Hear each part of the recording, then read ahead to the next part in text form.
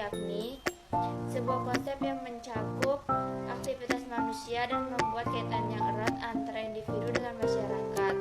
Yang pertama, pertukaran sukarela dan evolusi pasar. Al-Ghazali menyatakan bahwa timbulnya pasar didasarkan pada kekuatan permintaan dan penawaran untuk menentukan harga dan laba. Selain itu, pas berevolusi sebagai bagian dari hukum alam segala sesuatu, yakni sebuah ekspresi berbagai hasrat yang timbul dari diri sendiri untuk saling memuaskan kebutuhan ekonomi. Yang kedua, aktivitas produksi. Al-Ghazali menggambarkan aktivitas produksi menurut kepentingan dan menitik beratkan perlunya kerjasama dan koordinasi, serta fokus utamanya adalah tentang jenis aktivitas yang sesuai dengan dasar-dasar etos Islam.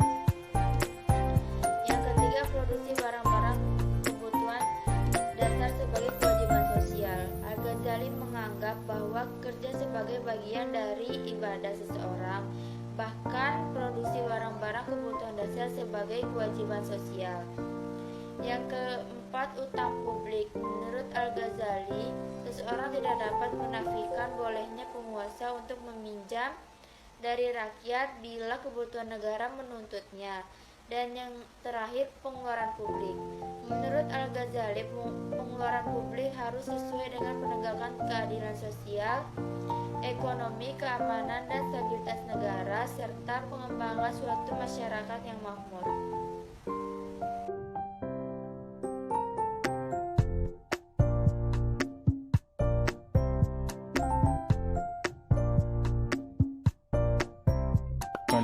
Ibnu Qayyim. Sebagai seorang sarjana yang serbaguna, Ibnu Qayyim menulis berbagai topik, termasuk masalah-masalah ekonomi pada masanya.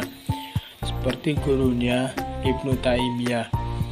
Ia melihat pergolakan sosial ekonomi suatu masa, terutama perang salib dan invasi Mongolia, serta nasib masyarakat miskin dan eksploitasi para penguasa hidup. Para penguasa imigrasi lain baginya adalah fakta bahwa Islam merupakan agama dan cara hidup yang fokus terutama pada masalah ekonomi yang berlaku, mendorong usaha ekonomi dan menekankan pada pencapaian keadilan sosial ekonomi. Berbagai pemikiran ekonomi dari Ibnu Qayyim berasal dari karyanya Al-Turuq Al-Hukmiyah. Ibnu Qayyim memiliki pandangan signifikan untuk menawarkan beberapa kunci permasalahan ekonomi dari relevansi universal secara historis dan juga serentak. Kontribusinya bagi pemikiran ekonomi hampir semua serupa dengan beberapa pendahulunya seperti Ibnu Taimiyah dan Al-Ghazali. Qayyim dalam tulisannya telah menyentuh berbagai persoalan berkenaan dengan falsafah ekonomi Islam, yaitu konsep manusia Islam, Homo Islamicus, dan manusia bukan ekonomi, non-Homo economicus. Untuk manusia Islam, Ibnu Qayyim menggariskan asas kepercayaan Islam bahwa setiap manusia bertanggung jawab atas membimbing diri sendiri untuk menjadi hamba Allah yang baik, dan Allah Subhanahu wa Ta'ala merupakan sumber pedoman dan petunjuk. 2. Keadilan. Keadilan adalah teras semua aspek dalam kehidupan. Menurut Ibnu Qayyim, keadilan adalah objektif syariah, karena syariah itu mengandung keadilan, berkatan, dan kebijaksanaan. Persoalan yang berdasarkan dengan keadilan yang akan menghasilkan keberkatan dan kebajikan. 3. Nilai-nilai etika dalam kegiatan ekonomi. Ibnu Qayyim menjelaskan nilai-nilai etika yang baik dan seharusnya diamalkan oleh orang-orang Islam dalam kegiatan ekonomi mereka. Di antaranya nilai-nilai etika yang baik tersebut ialah ketaatan kepada Allah Subhanahu wa Ta'ala, ketaatan kepada agama, sifat baik, jujur, dan benar. 4. Aktivitas ekonomi. Berkaitan dengan aktivitas ekonomi, Ibnu Qayyim menjelaskan bahwa ekonomi adalah teras kepada kehidupan manusia.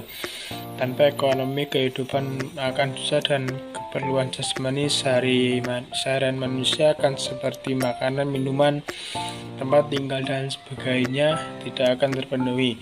Ibnu Qayyim menekankan bahwa aktivitas ekonomi sangat penting untuk memenuhi kebutuhan manusia. 5. Kerjasama ekonomi dan pembahagiaan buruh. Ibnu Qayyim menekankan konsep kerjasama dalam ekonomi dan tanggung jawab sosial. Menurut beliau, meskipun manusia itu waras dan terbagi pada unit-unit yang berbeda, mereka dianggap seperti satu jasad yang bekerja sama terus satu sama lain. Kerjasama ini akan memberikan keuntungan kepada mereka. 6. Pemilikan harta kekayaan oleh individu dan campur tangan pemerintah. Dalam ekonomi, Ibnu Qayyim menganjurkan campur tangan pemerintah dalam pemilikan harta kekayaan oleh individu. Jika individu menggunakan harta kekayaan dan pada jalan yang bertentangan dengan kemaslahatan masyarakat, dalam hubungan ini Ibnu Qayyim mengutip hadis Rasulullah SAW berkenaan dengan seorang hamba yang memiliki harta bersama oleh beberapa orang atau kongsi. Dalam hubungan ini Ibnu Qayyim memfokuskan penulisannya dalam pemilikan individu terhadap kekayaan, harta kekayaan, serta keharusan campur tangan pemerintah dalam pemilikan tersebut.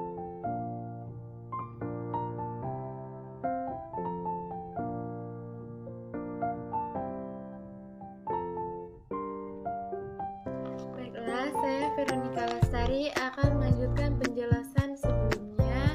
Nah, dan kali ini saya akan menjelaskan tentang perbandingan dan perbedaan antara kekayaan dan kemiskinan. Penyebaran pengaruh tasawuf yang meluas pada masa Ibnu Qayyim mengakibatkan masyarakat melupakan kehidupan duniawi dan lebih memfokuskan pada kehidupan akhirat.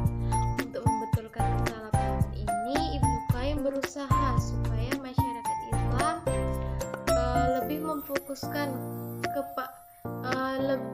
supaya masyarakat Islam kembali kepada ajaran Islam dan memfokuskan kepada ajaran Islam yang sesungguhnya dengan mempertimbangkan atau mengeseimbangkan antara kehidupan dunia dan kehidupan akhirat. Selanjutnya yaitu mengenai mekanisme pasar dan penetapan harga. Yang menjelaskan bahwa pasar hendaklah terpimpin unsur-unsur negatif dalam pasar yang dapat mengakibatkan kezaliman kepada para pedagang, seperti monopoli, sogok, paksaan, dan sebagainya. Hendaklah diawasi oleh pihak pemerintah melalui institusi hisbah dan kerjasama. Di sini juga yaitu mengenai pembahasan jika ia berjalan secara adil mengenai penentuan harga barang-barang yang ada di pasar, pemerintah tidak boleh ikut campur tangan membuat penetapan harga tersebut karena ia dapat menimbulkan kezaliman kepada mereka yang terlibat dalam pasar. Selanjutnya begitu juga sebaliknya, sampai pemerintah harus campur tangan untuk menyesuaikan atau menstabilkan harga yang ada dalam pasar tersebut.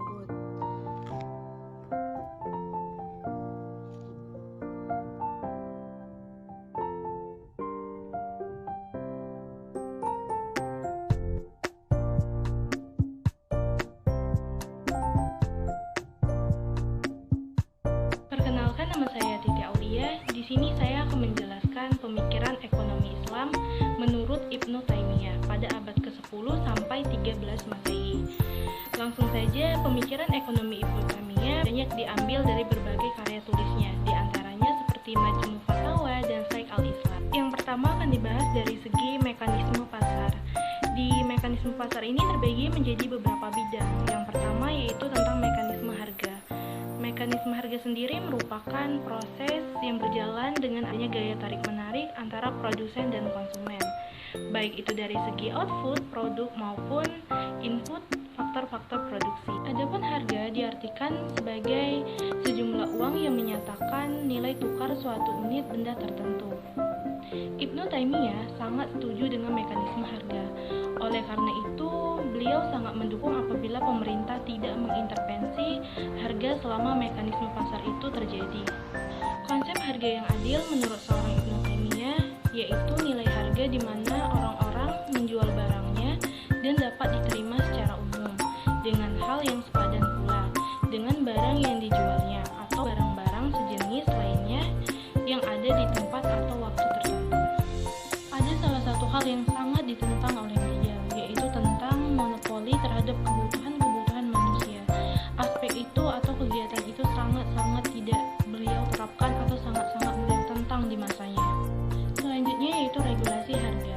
Regulasi harga merupakan suatu pengaturan terhadap harga barang-barang yang dilakukan langsung oleh pemerintah dengan tujuan untuk dapat memelihara kejujuran dan kemampuan masyarakat atau penduduk untuk dapat memenuhi kebutuhan pokoknya. Ibnu Taimiyah membagi pengaturan regulasi harga menjadi dua bagian. Yang pertama, regulasi harga yang tidak adil, diantaranya seperti pengaturan yang bersifat kezoliman. Dan kedua yaitu regulasi harga yang adil dan diperbolehkan. Yang ketiga yaitu hak milik. Menurut Ibnu Taimiyah, penggunaan hak milik diperbolehkan asal tidak bertentangan dengan prinsip-prinsip syariah. Hak milik terbagi menjadi tiga, yaitu yang pertama yaitu hak milik individu. Menurut Ibnu Taimiyah, hak milik individu ini tentunya semua individu memiliki hak untuk memiliki dan mengatur hak miliknya sendiri. Contoh seperti untuk mengatur secara produktif, memindahkan, bahkan mengatur agar tidak terjadi kemubaziran. Yang kedua yaitu hak milik sosial atau kolektif. Menurut Ibnu Taimiyah, hak milik sosial ini memiliki berbagai macam bentuk, seperti sebuah objek dapat dimiliki oleh satu orang atau lebih. Contohnya seperti sebuah organisasi ataupun asosiasi. Yang terakhir yaitu hak milik negara. Negara tentunya memiliki hak utuh untuk memperoleh pendapatan, kekuasaan, dan sumber-sumber agar dapat menjalankan kewajibannya, seperti menyelenggarakan pendidikan, regenerasi moral, dan memelihara keadilan. Pembahasan terakhir ini dari segi peranan pemerintah dalam kebijakan ekonomi. Menurut Ibnu Taimiyah, tujuan dari sebuah negara tak lain dan tak bukan tentunya untuk mengajak masyarakatnya berbuat kebaikan, mencegah mereka untuk berbuat mungkar, dan hal tersebut dapat dilakukan dengan berbagai cara, diantaranya seperti yang pertama dengan cara menghilangkan kemiskinan. Menurut Ibnu Taimiyah, seseorang harus hidup sejahtera dan tidak bergantung dengan orang lain, sehingga mereka dapat memenuhi kebutuhan atau sebagian kebutuhan mereka dan keharusan mereka terhadap agamanya. Yang kedua dengan cara regulasi harga. Menurut Ibnu Taimiyah, pemerintah memiliki otoritas penuh terhadap penetapan harga, manakala didapatkan ketidaksempurnaan dalam sebuah pasar yang berujung kepada menghambatnya perekonomian sebuah negara. Yang ketiga yaitu dengan cara kebijakan moneter. Ibnu Taimiyah sangat berpegang teguh terhadap kebijakan moneter sebagai stabilitas ekonomi. Uang dinilai sebagai alat pengukur dan pertukaran. Yang keempat dengan cara perencanaan ekonomi. Menurut Ibnu Taimiyah, perencanaan ekonomi merupakan cara yang sangat efektif dalam mencapai perkembangan ekonomi yang menyeluruh dan efisien.